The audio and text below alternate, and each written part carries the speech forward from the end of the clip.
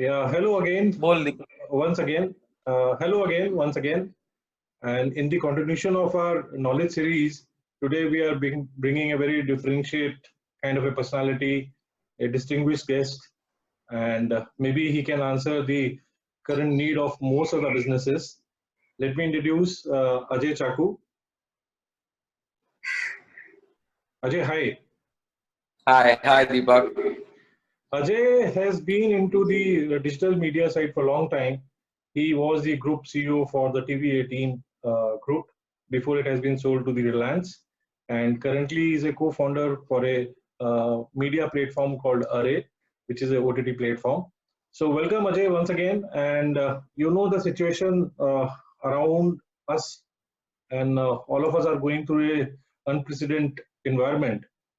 So whatever we have discussed with various people, one thing is coming very apparently that there will be new normals. Okay, the new normals for individuals as well as for businesses, and definitely a part of those new normals, media technology is coming out very strongly. So before getting into the specific, I would like to ask, what is your take on this COVID, Ajay? I think enough has been said about COVID. The question is there anything new that one can add to this, narrative? You've probably seen what I've written. I'm a slightly contrarian believer of the fact that I think we have overreacted a bit. Anyways, that's in the past. What is done is done. I'm hoping that the lockdown gets lifted as soon as possible, calibrated, uncalibrated, whichever way you look at it. Uh, there is going to be some sort of kind of pain that is going to be there in varying degrees amongst all of us, whether I'm in the media sector, which is probably not done that badly, especially on the digital side, or somebody is actually directly affected as the hospitality business, right? But I'm guessing that the pain will get reflected in the next coming two to three quarters in terms of actual financials. But the larger pain about some businesses really kind of having to undergo a complete transformation is something that I probably kind of foresee in the next 2 to 3 years, right? Uh, so while I agree that it's a crisis, I think a lot of it is also self-created in many ways because of the lockdown. Uh, while there are some positives, definitely because of the fact that our the curve is flattening, we're just delaying the infection, right? It's not like it's going to be wiped out till a vaccine is found. So I think judiciousness lies in balancing out the whole lives versus livelihood question, and there is no straight answer to this, I guess. So, but I guess enough is being said about it. Enough debate is happening, so I don't know what new I can contribute besides what I've already said. Hey, Ajay, what we want your contribution to this kind of a discussion is your experience. You have seen the complete flight of the technology and digital platforms being used. So now, as I said, Yes. very apparently that people know that it is going to happen much more. But in your views, like what is the right way to use it for the small businesses? What they should do? What are the different options for them? Why don't you speak something on that front? So yes, I mean there are two parts to the whole discussion on technology, and that is understood by some uh, and acted upon. There is a whole lot of people who understood but not acted upon, and there are a whole lot of people who do not understand it at all. And what I mean by that is, see, the technology side can be broken up into the erstwhile V1 of technology, which is trying to use back-end processes as much using technology, right? So that has been afoot. India has actually helped the global system develop backends for their kind of processes, etc. Um, and that's really reflected in the IT story. So there are small and medium-sized enterprises also who have actually kind of understood that, and some of them have actually kind of transitioned their backends at least using technology and what have you. But the real change that has happened is not in the back end. Actually, the real change that has happened is in the digitization of the native customer journey, or as you call, the digital front end. Most people wouldn't have imagined like food delivery, payments, grocery shopping, media consumption, financial services would have moved so dramatically as far as the front end goes into a digital sort of native journey. And I personally believe that that trend is here to stay. So what if at all something has been kind of reinforced is this whole concept and the move towards digitizing the customer journey, understanding that the front end needs to be as digital as possible as and not just your back end processes, etc., right? So that I believe is a move that a lot of people need to understand and adopt. We can get into specifics of the discussion by examples, etc., what I mean by that. In our business, for example, uh, if I'm talking from a consumer point of view, you would watch, let's say, a television show, you would consume a newspaper article, or you would actually watch whatever using the respective media that was there. And when the first move to digital happened, you would typically watch those shows or those movies online, right? But if you see what actually has changed in the last 2 to 3 years, especially with the Netflixes and Amazons of the world, and even in the Indian market, the Hotstars of the world and MXs of the world, is that new original digitally native content and YouTubes of the world has actually taken precedence. You don't really watch just a movie that was actually made a couple of years back or a TV show online, right? You watch fresh original content which is tailored to your needs and your preferences and not just a household's preference, right? That's a change that has happened even in the digital media business. So if you look at programming in the digital media business, it's actually become original programming for digital, right? Not just digital as a medium for access, right? So in terms of technology use, access, moving to actual native digital when it comes to the consumer journey is a transition a lot of people have to make. Some of us have made it. Some of the sectors which were at the forefront of this transition, like media and financial services, you cannot imagine a scenario without them. Like, for example, you cannot imagine a scenario without digital payments or online banking or credit which is online as well, right? So a lot of the front end of these businesses have actually gotten away from the need for physical presence, right? So a lot of that kind of translates into both opportunity as well as a problem for many. And I see that people who can actually kind of make their customer journey native digital are the ones who are actually going to be able to make the most of the opportunities that present themselves in the coming couple of years. So Ajay, what I take away from this statements of yours, that in last 2 decades, which I agree, that there was a lot of emphasis on using technology for your backend side, that improvising of operations, ERPs, accounting, and blah blah blah for businesses, right? Exactly. So I think I agree with you that the next decade or so, I think the more use of technology towards the front end is the key, right? And Yes. what we discussed, and those kind of models which has come earlier, maybe a little early, that you can have your uh, formal suit being get ready on the net, so you can virtually wear it and see that whether it fits you or not.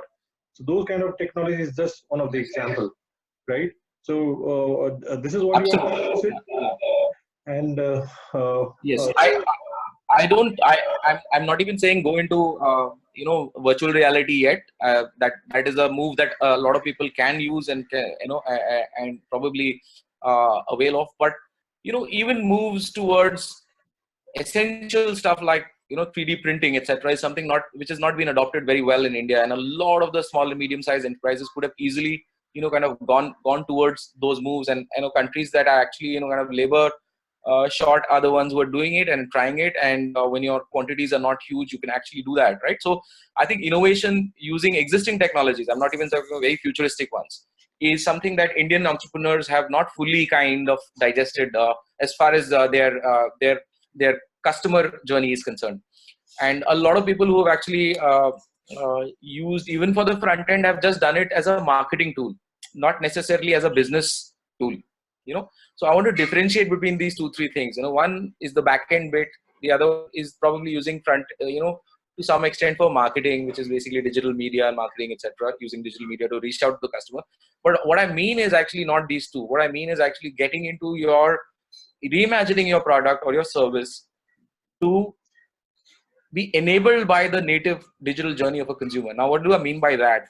So if you look at and we've had this discussion earlier, Deepak, that the India stack, which is your Jandhan, Aadhaar, mobile, has actually enabled so many things, right from KYC to identifying the customer, to identifying the customer's financial information, to even actually reaching out to him physically, possible because of the fact that these databases now have become fairly legit and robust, right? So very few entrepreneurs have actually built, like a lot of governments have built a lot of things, and some of the larger companies who have actually now, who started off small, like the Paytms of the world, have actually used the India stack. Even Google is using the India stack to kind of expand on their customer reach and customer coverage and native digital journeys. Whereas most of our kind of mid-sized to smaller size entrepreneurs have actually not been able to adopt this, and they think this is for someone else. I believe that thinking needs to change. As a smallest player, also you can actually find a technological, front end, which is actually something that will help your business, kind of. I wouldn't say thrive. I would say even to survive in the next few years, you would need to be able to kind of use that. So I think, and I'm not saying everything has to be done by yourself here. You can get external parties to help you with understanding the digital journey of your customer and trying to service them. A couple of friends that I have who have actually supply chains from Korea and China in the garments and the apparels and the shoes business, for example. They're Indian guys who had set up shop there, have actually completely moved to a which you were talking about, which is like an online showroom model, instead of actually having a tool. And these are guys who are actually not even fully consumer facing. These are guys who are facing mid-level retail chains in the US. For them also, their whole display window has shifted to an online thing. Their supply chain, manufacturing, testing, prototyping, sample making, all of that is being done digitally. All right. 3D printing has come to great a lot of help. I mean, my jeweler friends who had actually factories in Seeps and in China are actually using 3D printing or modeling in Seeps, and actually supplying those samples to people in the US virtually, and understanding whether or not this works for them and getting orders basis that. So I think the whole value chain needs to kind of change to saying, okay, fine, what do I do? And it's not just because of COVID is just accelerating it. I think that's something which will help you actually reduce your cost of doing business as well, right? And margins being thinner and thinner with each passing year, there is no running away from this whole changeover or makeover from a tech point of view. It may sound like it's a very daunting thing, but it's actually very, very simple. It's not hugely complex, and it is not even a hugely capital intensive move, because a lot of these technologies are actually plug and play and third party driven and cloud based, right? So you actually kind of you don't have to really build that infrastructure out. It's already there. So, Ajay, you rightly said that one part is the back end, second use of technology people must be using is on the marketing and the sales side. But the real use of technology henceforth is going to be conversion of the business into reality. Yes. That is the third part of technology you are talking about. And I was definitely for small businesses, with this Facebooks and WhatsApp, I was surprised to see that even I got a WhatsApp, like, that you're going to book your grocery on a WhatsApp, and whenever the order is ready, you go and just pick it up, right?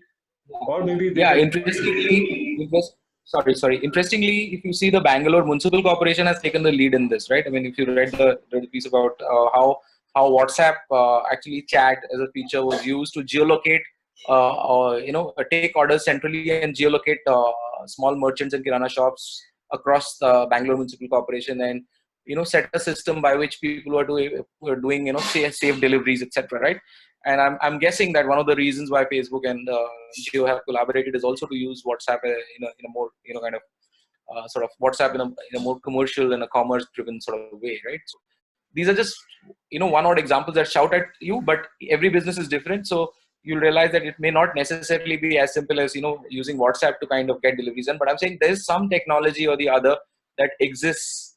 For example, a lot of the small and medium-sized hotel owners have actually shifted to something called Hotel Logics, right, which is a company run by my friend in Bangalore. And Hotel Logics basically took away the whole pain of inventory management, whether it was your rooms, whether it was your accessing into the online journey, whether it was doing the back end. So there are a lot of these suites that are available that actually, kind of have been created by Indian entrepreneurs and global entrepreneurs, which help businesses become sort of uh, native digital. I wouldn't say technology enabled. Technology enabled is a sort of a earlier era word. I would say every business is technology enabled because we are all using it for our back end. But I think how to take it to the front end is a challenge that is being answered by many new entrepreneurs. So yes, I agree, because it is not the innovation of the technology, right? It is the innovation of thoughts. So I think the most of the Yes, your entrepreneurs, business process. yeah. So like technology is already there, platforms are there. It is all about how they think to use those technology and platform for the third part of the use of technology. Am I right, Ajay? This is what you mean to say? Yes, absolutely. So I think I'm sure that this is a time when entrepreneurs has to give a deep thought, that they have to go a little unconventional in their thought process, and instead of a brick and mortar, kind of a delivery models or maybe customer orders and something like that, they have to change and think about how they can use the technology best to do the third part of the use of technology, that is the front end, right? Absolutely. So Yep. Ajay, it was a quite good insight from you. And before we part, finally, I will ask a simple question. You being an entrepreneur, you have been an entrepreneur for the last 10 years, and from the co-founding of this Arre at OTT platform. At this stage, a lot of SME entrepreneurs are, looking for some kind of a clues or some kind of a advice from their peer. So, what do you advise them? So one part, like, I mean, and using our own examples, I would say that it is important to be in the new generation value chain. I think that is something which is extremely important. A lot of people actually did not change their business models because they thought they can stretch it for a couple of years more. I think the time has come to actually, kind of take a hard look at your own business model itself. So I wouldn't, go with the traditional advice of cut costs only, because cutting costs in a model which is absolutely not aligned to the future may help only, kind of reduce the pain somewhat, but it does not really prepare you for what is going to come, right? So I think you should use this time to reevaluate your business model itself and see whether one can actually look at focusing more on that part of the business where there's opportunity to kind of be part of a digitally native sort of journey, be it your, kind of institutional customers or be it retail customers, right? So I'm not saying that this is only for retail customers. It's also for people who are supplying to institutions, who are actually working with, large companies, and they're actually in a value chain there, right? So there again, I think Indian companies need to reevaluate business models. Also, I think I am also a great believer in the fact that with the China kind of story souring a bit, there will be new opportunities. There will be new opportunities in manufacturing. There will be new opportunities in technology-based services. There will be new opportunities in exports. There will be new opportunities even within domestic markets because of the change in behavior that has happened in the last couple of months. And that is something that I would say people need to be cognizant on, rather than just go plain vanilla cost cutting or people cutting. So that's really where, because a lot of people have probably already talked about the importance of conserving capital, trying not to kind of trying to reduce debt, etc. But those are, I would say that those are things that every entrepreneur knows, right? You will definitely have to cut the cloth to fit whatever, like, but I'm saying, what is it that you want to try and fit? If you can achieve that objective also along with, which is a business model question, actually, that will be something that will be more useful than just plain vanilla cost cutting. Ajay, I have already asked my last question, but like being you be there, let me ask a final question. Okay, a very simple question. And what do you foresee, globalization or localization?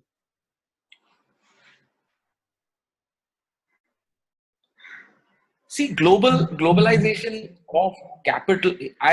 There's a long answer to this. I don't want to get into the theory of it, but my belief is that we have not seen the full play out of globalization as such happen in many pockets of the world.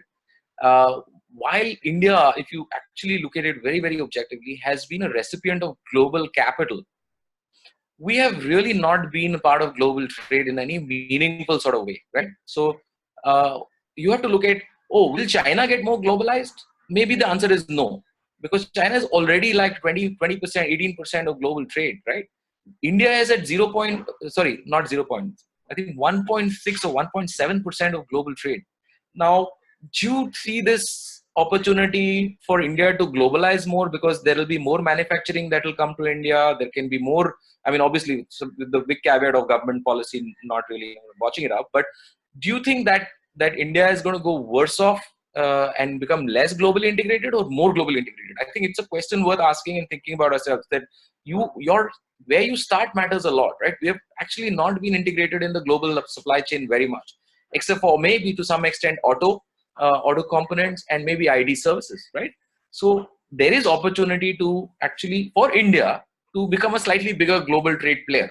Now, I agree that the large theme in the world may be deglobalization and let us look at local manufacturing, but even that, I believe, will help a market like India, because exporting to India from China to Korea, Taiwan, etc., may become a little more prohibitive or more or more risky as compared to setting up that plant in India. So India will probably not just receive global capital, which is the FPI or the foreign portfolio kind of flows, but hopefully we'll get more global kind of FDI as well by global companies who are actually wanting to manufacture locally.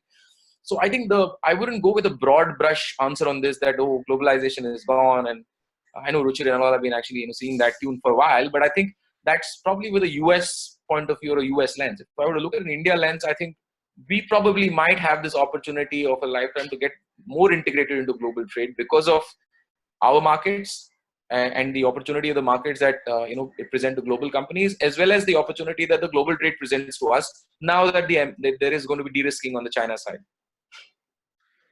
With this, Ajay, I will say thank you to you for your time, and definitely very insightful thought process. And thank you very much, Ajay. Thanks, Deepak. Take care. See you.